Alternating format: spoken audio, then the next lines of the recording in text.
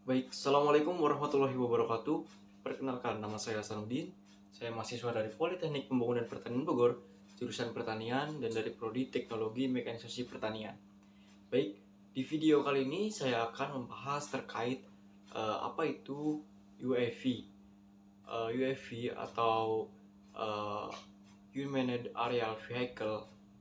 Mungkin kita sering mendengarnya dengan istilah drone, di mana drone ini merupakan sebuah pesawat tanpa awak yang memang dirancang secara khusus supaya bisa terbang uh, jauh dan dikontrol dengan menggunakan sistem kontrol atau remote. Nah, uh, drone ini secara uh, struktural itu secara bentuknya itu dibuat dengan menggunakan bahan-bahan khusus, di mana bahan-bahan tersebut harus yang pertama tentunya kuat dan yang kedua adalah ringan, di mana hal tersebut akan sangat berpengaruh terhadap proses terbangnya dari suatu drone tersebut. Nah, bahan-bahan yang digunakan biasanya itu seperti aluminium ataupun karbon yang memang mempunyai karakteristik yang kuat dan ringan. Nah, penggunaan drone ini pada masyarakat sangatlah luas dan bisa dikatakan sudah populer. Tentunya hal ini bukan tanpa alasan, di mana dalam penggunaan drone itu bisa dikatakan rata-rata sangat sederhana dan sangat mudah untuk dipelajari. Dan yang kedua adalah memang harga yang relatif murah, dan yang ketiga adalah resolusi yang dihasilkan atau hasil gambar yang dihasilkan itu memang bagus dan cukup bagus. Sebenarnya untuk terkait resolusi kualitas gambar ataupun video itu tergantung dari penerapan teknologinya apa. Semakin tinggi teknologi yang diterapkan, maka semakin bagus pula hasil yang akan didapatkan. Nah, drone ini digunakan fungsinya secara umum itu bisa dimanfaatkan dalam bidang pertahanan, bidang yang kedua adalah bidang pemetaan, dan yang ketiga adalah bidang pertanian.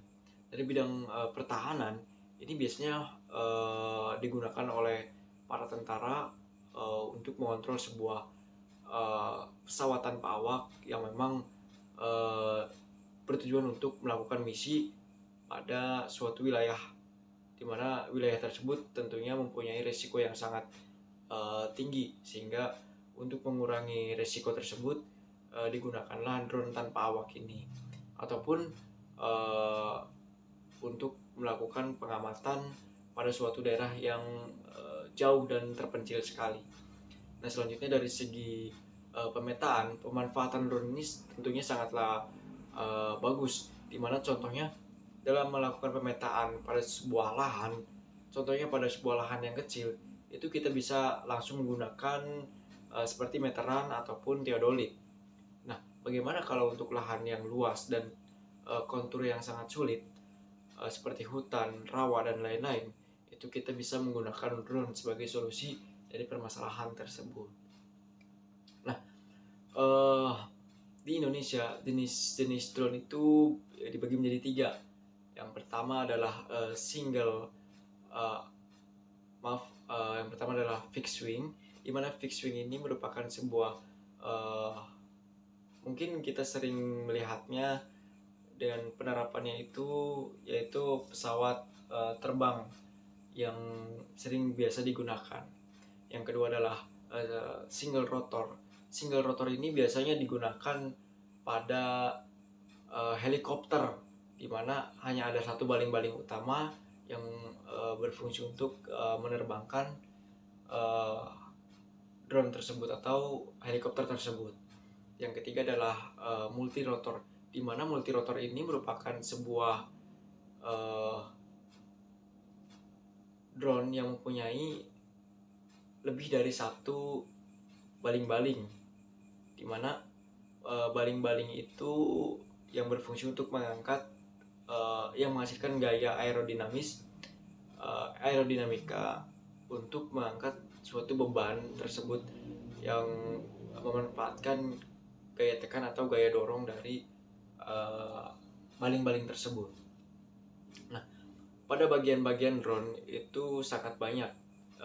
Yang paling utama itu adalah frame, di mana frame ini berfungsi sebagai rangka utama dari drone tersebut, di mana rangka ini berfungsi untuk menyatukan semua bagian-bagian unit dari drone seperti baterai, terus kamera, terus baling-baling, sensor, dan lain-lain. Itu disatukan dalam satu rangka, yaitu frame. Selanjutnya adalah flying control, di mana flying control ini merupakan sebuah bagian yang berfungsi untuk mengontrol kecepatan dari drone tersebut. Dan selanjutnya itu ada motor, di mana motor ini merupakan sebuah bagian penggerak utama dari drone tersebut. Biasanya seperti motor DC ataupun bisa seperti mesin, contoh mesin pembakaran dalam untuk pesawat yang lebih besar seperti pesawat ataupun helikopter. Selanjutnya itu ada ESC atau Electronic Speed Control, itu bagian yang mengatur kecepatan penyalur arus dari baterai ke unit drone tersebut. Selanjutnya ada baling-baling, di mana baling-baling ini yang sebelumnya saya jelaskan, yang berfungsi untuk menghasilkan gaya aerodinamika yang menghasilkan tekanan udara sehingga bisa mendorong drone itu terbang ke atas. Selanjutnya ada kamera.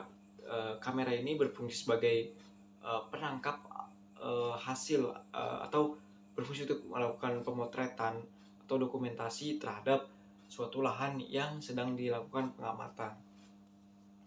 Dan terakhir ada transmitter, di mana transmitter ini berfungsi untuk mengirimkan sinyal ke drone.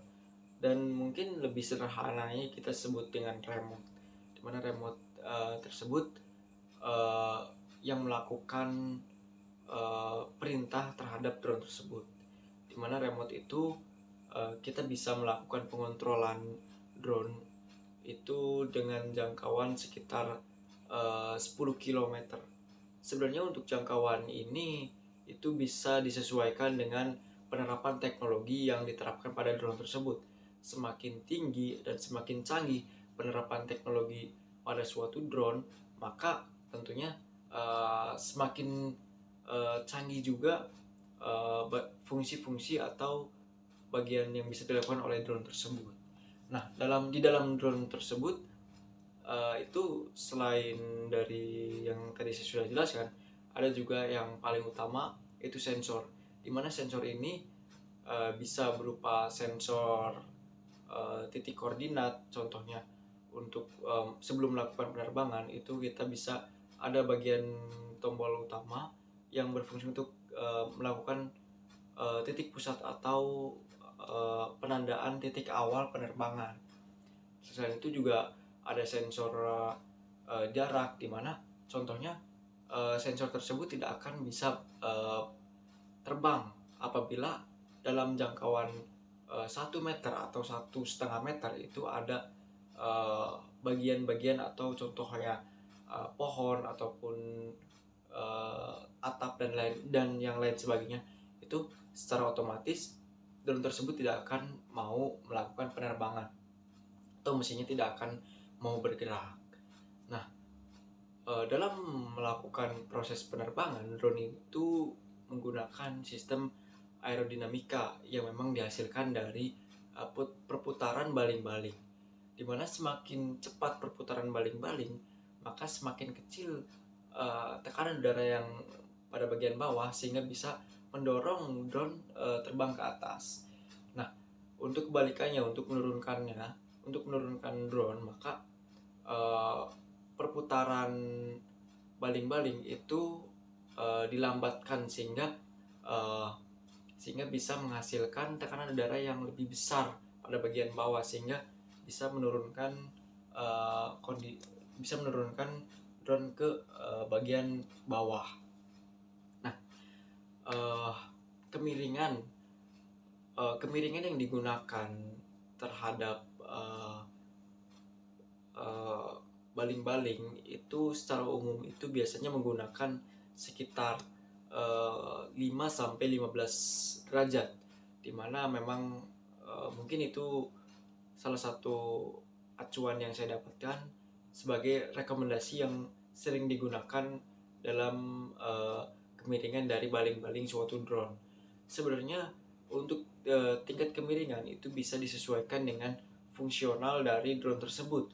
Fungsinya buat terlebih apa dulu, seperti contohnya buat umpukan ataupun seperti helikopter, itu tentunya akan semakin besar derajatnya.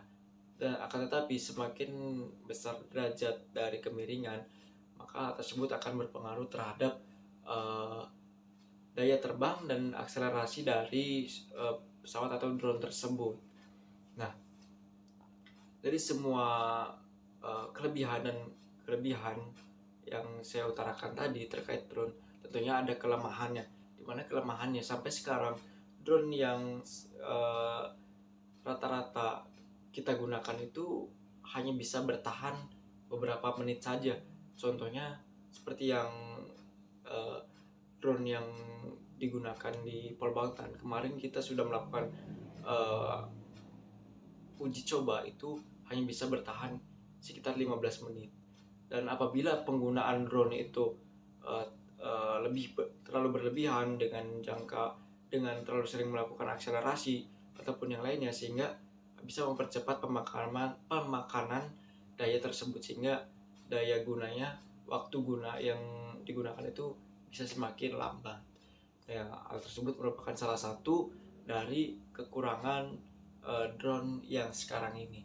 Baik, mungkin itu saja yang bisa saya sampaikan terkait penjelasan UAV ini. Sekian dari saya. Wassalamualaikum warahmatullahi wabarakatuh.